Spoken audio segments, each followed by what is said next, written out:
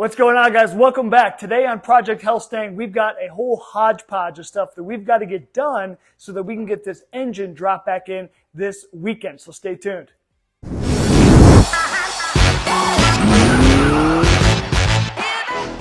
I'd like to also take a quick minute here to show you boys my new toy. So check out this freaking headlamp that I got. Jealous? I know. Check it out. Look. Oh. It's even got party mode. Check this out. Yep. So I started seeing these advertisements popping up on Instagram for these stupid things, and it takes you to like some website, and they were like $50. And you know, if you bought multiple, they went down to like $40. And I was like, that's really cool, but not for that much money, right? So I went on Amazon because I was like, there's got to be some kind of Chinese knockoff. Sure enough, there was, and there's a bunch of them on there. But you buy one for like $12. Or you get a 2-pack for $20. So that's what I got. I got a 2-pack, and these things have like a USB-C charger on the back, so you can just keep. Now I can keep one charged at all times. But I've been using this thing for when I'm underneath the car, and dude, it's freaking awesome. Like, you know, I can't even see the light. Like, it's not protruding into my eyes at all. It's super freaking bright. Like when I'm talking to the kids or wife, I'll just turn it on and just blind them. It's hilarious. So definitely recommend it. And then look at it. It's like just a strap. How freaking cool is this, man? I'll tell you what. We just live in a freaking technological revolution right now. It's freaking awesome. $10 for this thing. I mean, come on. It's crazy. All right, so first things first, let me get you guys caught up to what we got done since the last video last weekend. Now, the last video, you saw that we got the engine mount things, plates, they're all welded in. I also got a chance to throw paint on them, so they're fully painted, they're fully ready to go. We need to just get this rack and pinion and get it bolted in there, you know, lube up the fittings, snap them on, and then we'll take this steering column, get that bolted back on, and then we're good to go to drop the motor in. After that, we need to start working to get the new oil pan. So after we stopped filming last weekend, I ended up grabbing this oil pan out of my other garage. It was an extra oil pan that came with the 302 that I had. I started cleaning it up. This thing was actually painted black. I spent a good freaking hour just, you know, sanding this thing down, getting it smooth. There's a lot of kind of surface rust, but I figured, hey, it'll be fine. We'll paint it. It'll be good to go. As I was kind of like getting ready to almost paint this thing, I'm holding it up for one of the last cleaning passes. I hold it up to the light. I see some pinholes where some of the rust actually went through. So I say, crap, no point going forward with this thing. I even already drilled the hole for the turbo oil return. Man, just literally wasted an entire hour. So I hopped online, went on to Amazon. Lo and behold, you can get a whole brand new, you know, OEM just replacement pan for $60. So I got the link to this thing down below, but you know, it even comes with the block off for that oil level sensor because we're not going to be using it. So nice e-coating, you know, on it. So we shouldn't have any problems with corrosion. We know it's straight. It's brand new. So pretty stoked about that. $60. We'll get that thing bolted on. And then to go with it, I also ended up upgrading, and we're going with some of the really nice Felpro gaskets. These are the reusable ones. They're super expensive though. I think the oil pan was like $22 or $25, and the valve cover gaskets were like $22, something like that. It was like $50 for both gaskets. So we'll get that on. We're also going to throw on there studs. So oil pan bolt studs. I think that this is, if ever in the future have to drop the pan with the motor still in the car, it's going to be a whole heck of a lot easier to have studs to allow it to just drop down and then put it back on, all that good stuff. So again, these were $14, $15 off of eBay. So I'll put the link in the description, but these should be, you know, make everything really nice. Everything else is pretty much studded. Like the cylinder heads have studs, the intake manifold has studs, the valve cover bolts are now stud. So everything's nice and studded. So now everything will all match. All right, the first thing we need to do is go ahead and get this rack and pinion bolted into the car, get the tie rods all set up. That way this is all ready to go, get the steering shaft bolted back on. So let's do that. Last week when we had this thing kind of sticking it on, mocking it up, it was a pain in the butt to try to get the rack over top of the little mounts on the K-member. So I did throw a whole bunch of oil, just, you know, kind of some motor oil into the rubber grommets, and I'm hoping that'll help it to slip over much easier this time. Once we get this thing bolted up, I'll have to blow the wheels off and get the tie rods all put on.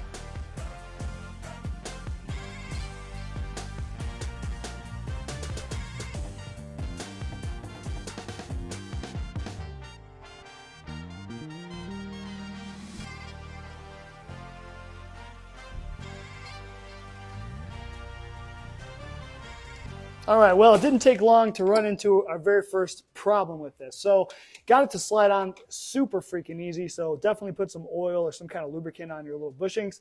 So that slid on. The problem we have now is this stock hardware is just too long. So this bolt is not threaded the entire way through. So, you know, it's from here to here. You can see where it stops. And we probably have 1 inch or so where our nut is going to stop and not make contact with the bushing. So we got 2 options. Either we go to the parts store, we buy a shorter bolt, which that's probably the best, the nicest idea, or these are the factory kind of metal bushings that were used in the stock K member. So I could also just kind of cut these things down 1 inch and then basically just use them as a spacer. So I don't think I'm going to do that. $5-10. Later on, I'm just going to run to the parts store and I'll go ahead and get some shorter bolts. Now, for some reason, if I can't get shorter bolts, then I'll go the ghetto option. But for right now, we can still go ahead and we'll go ahead and get the tie rods on real quick. Actually, I lied. Before I do the tie rods, I think I'm actually going to see if I can get this steering shaft to get on there. So this one's needs to be pushed back a little bit, so I might have to just hit it with the hammer a little bit to get it in place. But yeah, I'd like to make sure that steering shaft all lines up and works since we did put in, you know, an aftermarket K member. Let's make sure nothing's really screwed up here. But the other thing I was worried about putting this in was the clearance for those pads that we welded on for the engine, and that was totally fine, totally clear, no problem. So we did a good job there. But yeah, let's get this thing on, then we can start the tie rods.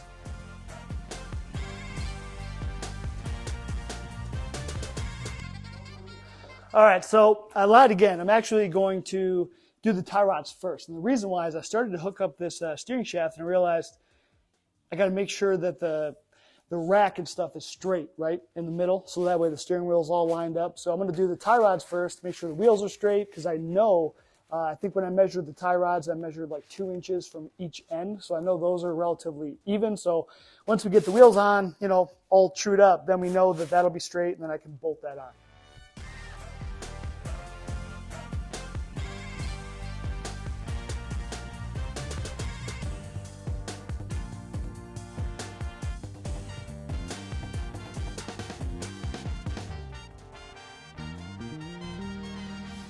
Tie rods are all torqued down. I torqued them to like 42 foot-pounds.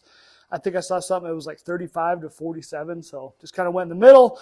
Got the wheels relatively straight. It looks like there's definitely some like negative toe in or whatever. But anyway, it's good. So I did try to shove that steering shaft on there, but it doesn't go quite far enough just because this side especially is not all the way torqued in. So I'm going to wait till I get the bolts.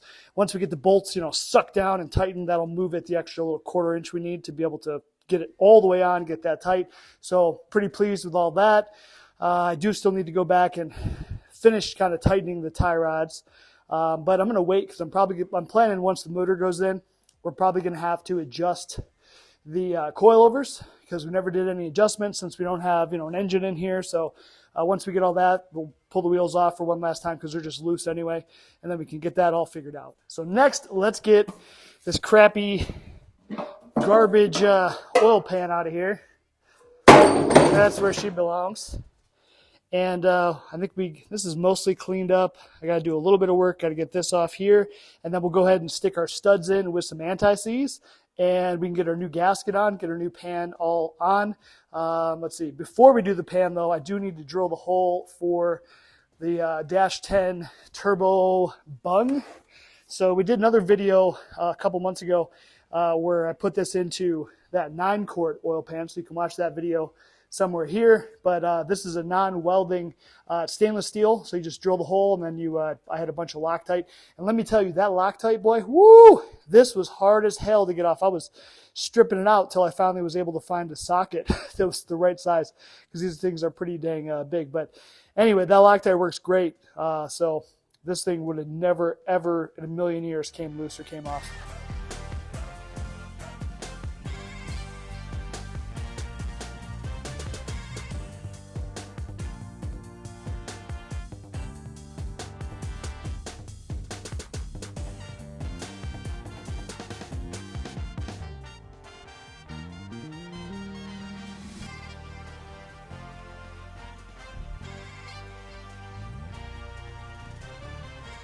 So I got just went through our oil pan, just kind of doubled, made sure all these bolts were tight, like this oil sensor level plug thing. And here's our little turbo oil drain return. So got that bad boy drilled out. So that thing's good to go. Got a little scratch right there, probably throw some paint. But next, let's go ahead and grab our studs and some anti-seize.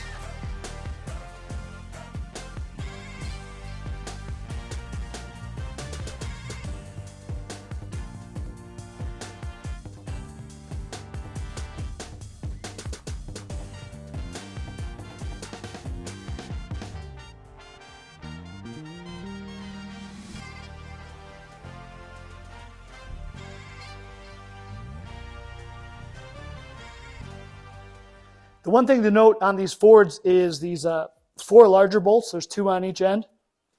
So these guys run all the way through the block and out, especially here in the front. So these can leak oil, especially when you're doing studs like I am, where there's nothing really holding it in. So what I did on those 4 is I just put thread sealant. So that white thread sealant that we used on some of the other parts of the heads, like on the intake manifold bolts, used the same thing. And then the rest of these, I did just put a little bit, just a dab of anti-seize, ran those all the way down because they do stop. But these ones, you just kind of, I just kind of threaded them in to where I thought there was enough thread, and then just left them there with the thread sealant. So now I go ahead and pull this gasket out of the box. Let's have a look at it.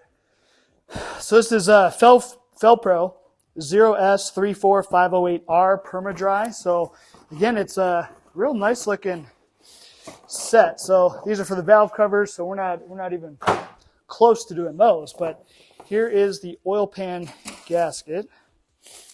And it looks like they even give you some like dowels. I think if these are for kind of like if you're underneath the car doing an oil pan change, you can thread these up and to kind of hold it all in place while you actually slide the pan over top of it. So that's kind of cool. We're not going to need those, obviously, but just have a look at this bad boy. So it's actually metal.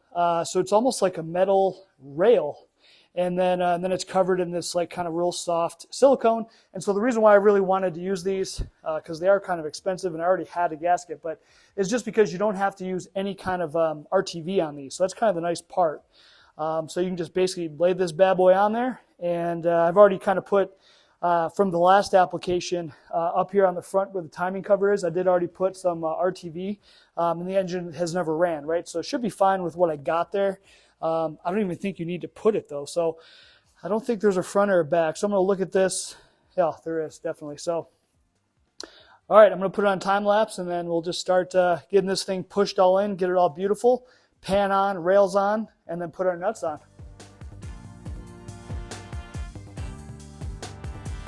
So just have a look at this bad boy. Thing is sweet. So, I mean, probably still not as good as like the newer engines, like for example, LS motor, which, they're all kind of, they've got like, the different kind of gaskets, the inset, real nice ones, and probably same for like Ford Coyote motors and newer stuff like that. But this is probably getting it up to par, so hopefully we don't have any leaks. Way better than cork technology, right? So pretty cool. So let's go get the pan thrown on real quick.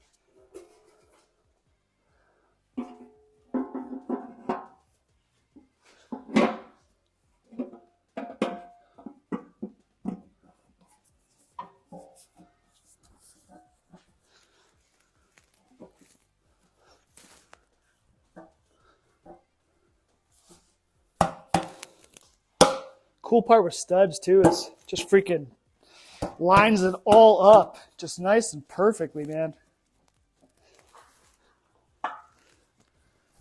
Pretty close. We still got ways to go to get her on down. Now we just got to hope too that I got these studs out enough for these pan rails.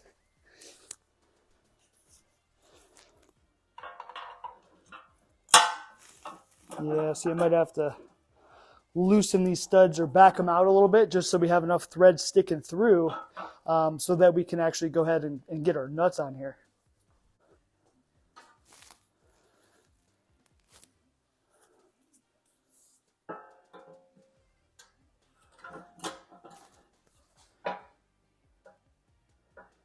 Yep. Well, we'll see. You know what? It kind of looks like if it's down, it looks like I can I can actually do it the way it is.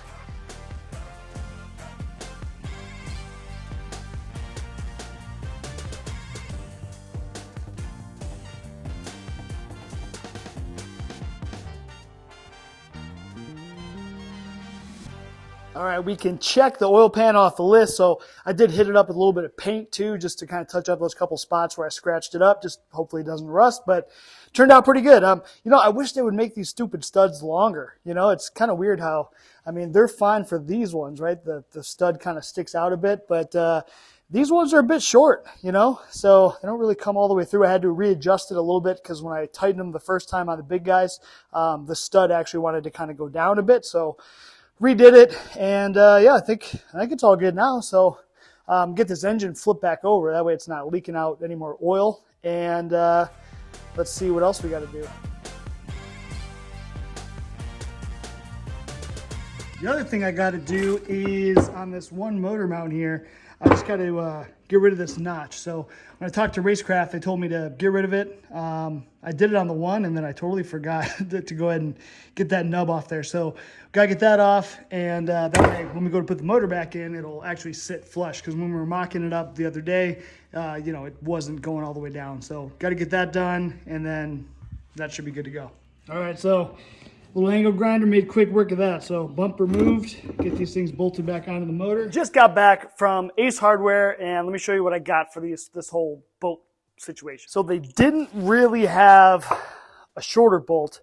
I needed like a 5-inch bolt, and all they really had was like carriage bolts that were a 1/2 inch. And this is 7/16, so it was a little bit fatter, and I wasn't exactly sure 100% if those bolts would, you know, actually slide through. They probably would have. It would have been really close. So instead of doing something I wasn't sure of, I went for the sure thing, and I just ended up picking up some steel spacers. So these are actually, again, 1/2 inch by 1.5 inches long. And so basically, you know, we probably could have used a 1-inch one, but basically we just got, you know, some of this sticking out where we can't get it threaded. So this will take up that slack, and then we should be able to, you know, have our big fat washer here and then have our nut, tighten it all down. Should be good to go. Because the other thing was those stupid carriage bolts they had were like 1/2 inch by whatever thread, so I would have had to get nuts as well, blah, blah, blah. And then these spacers were like $1.80. So we'll get these things bolted on. I'll blast some paint on them to protect them, and then they should be good to go.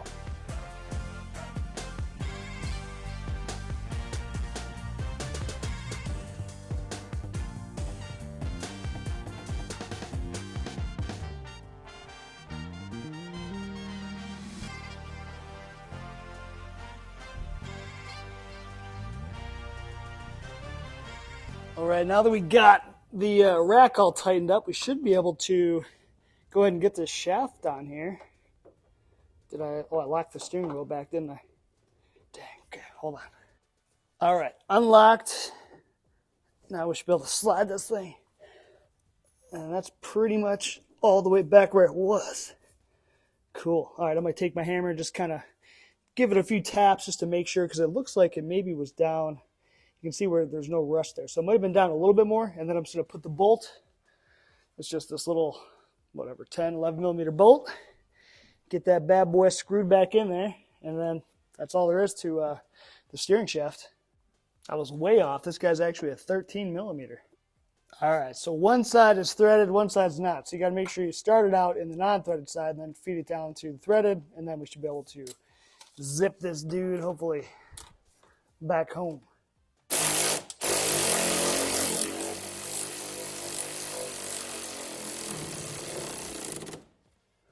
My little dude didn't have enough horsepower, so we had to go with their little 3/8 drive, but got that bad boy tightened on down. So unless I'm forgetting something, the engine bay now is completely set. We are ready to drop the motor back in, and the motor is pretty much ready, except for we need the clutch. All right, so that's going to be it for today.